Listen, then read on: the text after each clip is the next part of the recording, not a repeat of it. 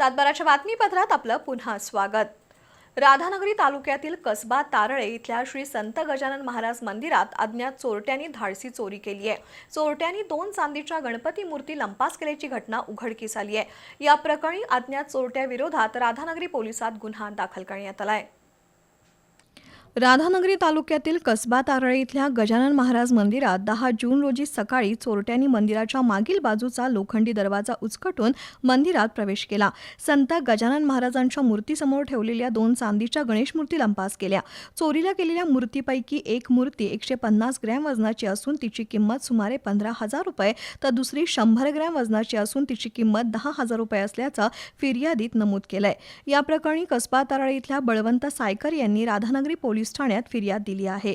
दरम्यान मंदिरांमध्ये वाढत्या चोरीच्या घटनांमुळे भाविकांमध्ये चिंता व्यक्त होतीये। चोरट्यांनी आता देवस्थानांनाही लक्ष करण्यास सुरुवात केल्यानं मंदिरांच्या सुरक्षेचा प्रश्न पुन्हा एकदा ऐरणीवर आलाय। मंदिर परिसरात सीसीटीव्ही यंत्रणा बसवण्याची मागणी नागरिकांकडून केली जातेय।